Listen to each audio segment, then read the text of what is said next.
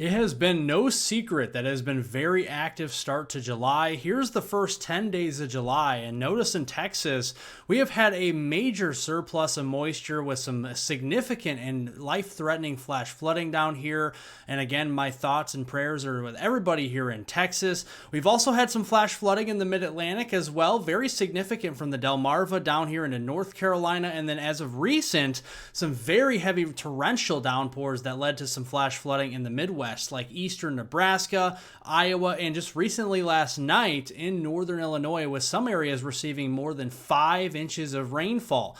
And you can see that here on the visible satellite imagery of last night. We saw that complex of storms blowing up across portions of the Central Plains that moved east across Iowa and into northern Illinois and southern Wisconsin, bringing all of that torrential rainfall and flash flooding up there. And that is actually causing more storms as we go through today. In fact, we look at the storm risk for today. The Storm Prediction Center in Norman, Oklahoma has just upgraded to an enhanced risk of severe weather in the orange. That is a 3 out of 5 on the risk scale, and numerous severe thunderstorms are likely from the western suburbs of Chicago towards southeastern Iowa and northeastern Missouri. Surrounding that, from near Grand Rapids, Michigan, back to Kansas City, that is a slight risk in yellow, where scattered severe thunderstorms are possible. Also have a slight risk down there near Amarillo, and then up toward Denver, where we could be seeing scattered severe weather this afternoon and evening. And then in the dark green, that is a marginal risk. That's a 1 out of 5 on the risk scale, just meaning that isolated severe thunderstorms are possible.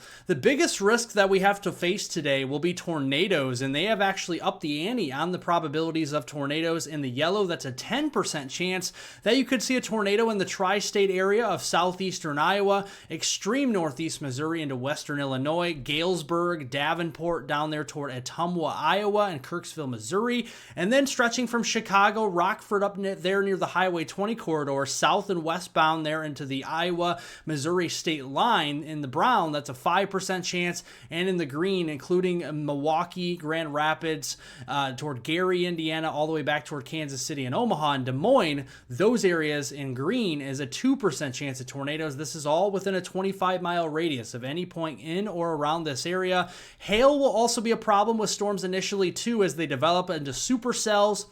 Those are your storms that develop by themselves. We could be, just like yesterday, seeing more ping pong, even golf ball size hailstones, especially there as they evolve in southern and southeastern Iowa and track into western Illinois. And then the wind threat will increase as these storms, as they're by themselves, will grow what we call upscale into a line. And when you see a line of storms, that's when damaging winds up over 70 miles per hour could flatten some corn out there. So make sure that you have all loose objects outdoors brought indoors, or secured, because we could be seeing some strong damaging winds this afternoon and evening. And it all stems from this. This is your storm energy here into southern Iowa, northern Missouri, stretching into Illinois. Notice the oranges and reds here. That's over 3,000 joules per kilogram of storm energy. The higher the number, the more unstable the atmosphere is. So here we go. Here at noon, we're seeing storm initiation already back near the Ames and Des Moines, Iowa region. And as we go into the early afternoon, say 2 o'clock, that cluster will continue to develop. Intense supercells could develop here as well, with tornadoes being a risk like we just showed you, and the ping pong and golf ball size hail threat there into central, eventually getting into southern and then southeastern Iowa by about 2-3 o'clock. And then those storms will be growing upscale into a line like we mentioned as it approaches the Mississippi River into the tri-state area of eastern Iowa, western and northwest Illinois, and northeastern Missouri. This would pose a risk not only for just still tornadoes on the leading edge and hail, but now a wind threat that could be over 70 miles per hour. And not to mention, these storms are going to be messing around with a lot of moisture in the atmosphere today. So we could be seeing some torrential downpours over already saturated soil. And notice these storms kind of back build through the Rockford metropolitan area, Milwaukee, and Chicago metropolitan area this evening. That could raise the flash flooding risk here, as we could see an additional 1 to as much as 4 inches of rainfall. And a lot of these areas got 4 to 5, even 6 inches yesterday. So saturated soil, more heavy downpours. This could cause some flash flooding across Iowa, especially eastern Iowa, northeast Missouri, and then up here into northern Illinois, far southern Wisconsin as we go through the evening and overnight here tonight.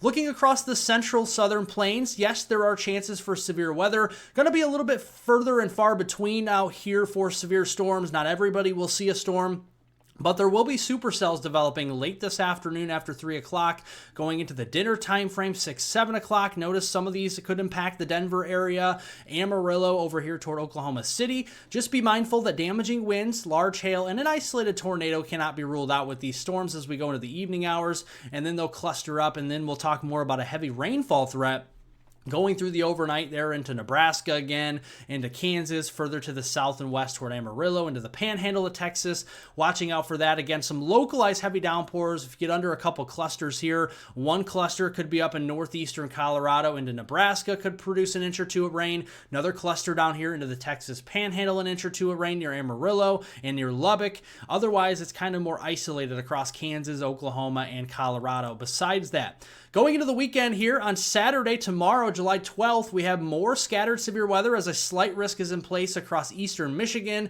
northeastern Indiana, and northwestern Ohio. We're talking the Lansing area, Detroit, Toledo, all the way back into Fort Wayne, where scattered severe thunderstorms are possible. And then in the dark green, across portions of the Great Lakes, the Ohio Valley stretching back to the southern plains, we could be seeing isolated strong to severe thunderstorms possible as well.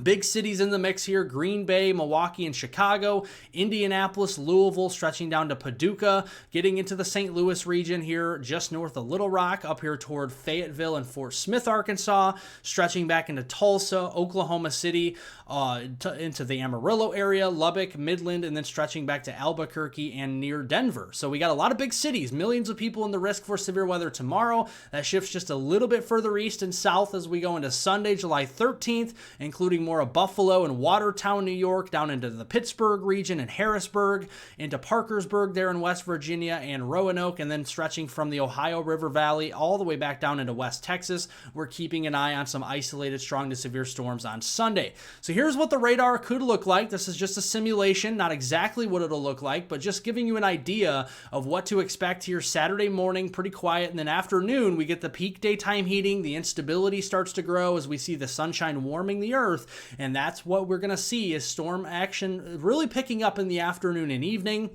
And then it'll fall apart late Saturday night as the sun sets, the instability goes down, and then once again Sunday afternoon, we're going to see more storms bubbling up from the northeast through the Ohio River Valley into portions of the southern plains and mid-south, and we'll be keeping an eye on the threat for mainly damaging winds, but hail and isolated tornadoes and localized flash flooding will be possible. Here's the rainfall from Saturday into Sunday morning, most focused down here in northwestern and west Texas, up into southern Oklahoma near the Red River Valley.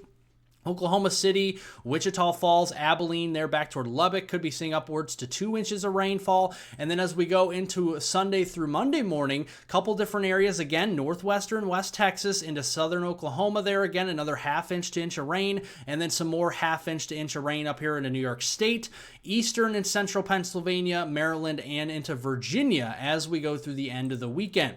Let's look at our temperature trends, because another strong cold front will arrive by the middle of next week and promise much cooler and less humid conditions. We got some heat out there this weekend out ahead of our front. Cooler air seeping southward into the southern plains by Sunday, and then we'll warm up early next week ahead of our next strong cold front. You can already see it in the making here into southern Canada and up toward Montana as we get into next Tuesday, July 15th, and then a stronger push of air, cooler air that is, by Wednesday. We could be 30 degrees below normal with our air temperatures from eastern Montana into the Dakotas and perhaps western Minnesota by next Wednesday, July 16th, and that cooler air will continue to transport further south and east into the Midwest, the Ohio Valley by the later portion of next week. And this is how cool the air could be, folks. We could be in the upper 60s to mid 70s, refreshing cool air, even some record cool temperatures up here into South Dakota.